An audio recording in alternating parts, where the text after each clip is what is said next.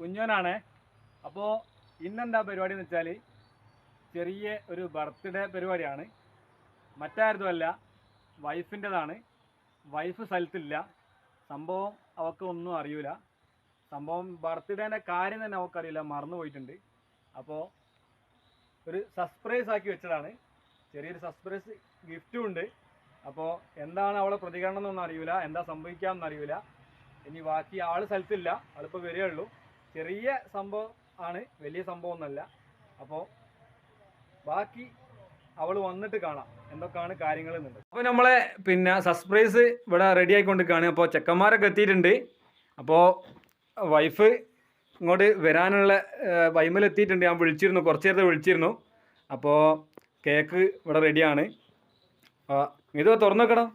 അപ്പോൾ അത് തുറന്ന് ഒക്കെ സെറ്റാക്കി വെക്കുകയാണ്.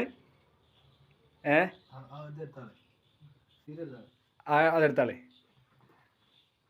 അപ്പോൾ നമ്മൾ നോക്കുക, ആള് ഇവിടെ എത്താനായിട്ടുണ്ട്. ഞാൻ ഒന്നും കൂടി ഒന്ന് വിളിച്ചു നോക്കട്ടെ. പിന്നെ നമ്മൾ നോക്കുക, നോക്കുക.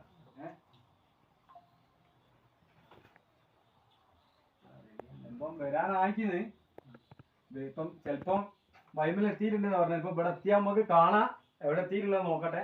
ജസ്റ്റ്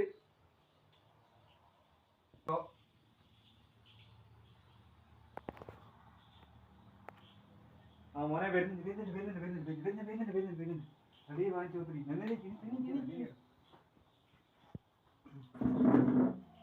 നീ ഇത്ര വേണായിരുന്നു.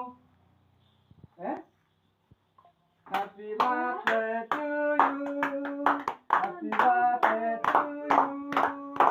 എന്റെ ബർത്ത്ഡേ എന്ന് പറഞ്ഞല്ലോ. ബർത്ത്ഡേ എന്ന് പറഞ്ഞല്ലോ. സംഭവം അന്തം വിട്ട് നിൽക്കാണ്, ആകെ അന്തം വിട്ടിക്കണ്.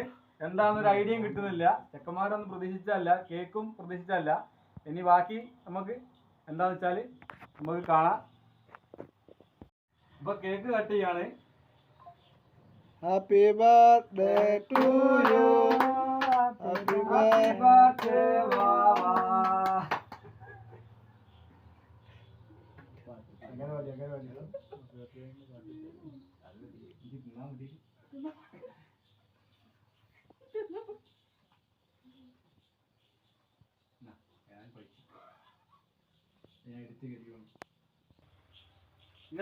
അങ്ങനെ ബർത്ത്ഡേ കേക്കൊക്കെ മുറിച്ചു കഴിഞ്ഞു.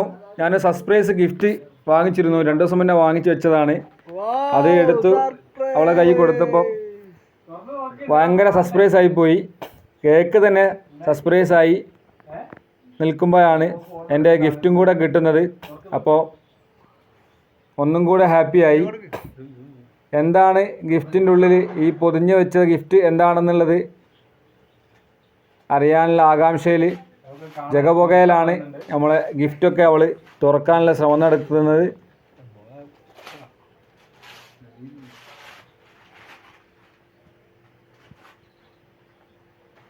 അങ്ങനെ ഗിഫ്റ്റ് പേക്ക് പൊട്ടിച്ചു. ഗിഫ്റ്റ് എന്താണെന്ന് കണ്ടപ്പോൾ സന്തോഷം ഇരട്ടിയായി. അവൾ ഒരിക്കലും പ്രതീക്ഷിച്ചില്ല ഇങ്ങനൊരു ഗിഫ്റ്റ് കിട്ടുമെന്ന്. പാർട്ടി വെയർ ചുരിദാറാണ് ഞാൻ ഗിഫ്റ്റായി കൊടുത്തത്. അതും അവൾക്ക് ഇഷ്ടമുള്ള കളറ് തന്നെ. സന്തോഷവുമുണ്ട്, സങ്കടവുമുണ്ട്.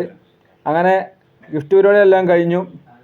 നമ്മളെ പിള്ളേർ ചെക്കന്മാർക്ക് ഭക്ഷണം വിളമ്പി കൊടുത്തു. ചെക്കന്മാർ ഭക്ഷണം കഴിച്ചുകൊണ്ടിരിക്കുകയാണ്.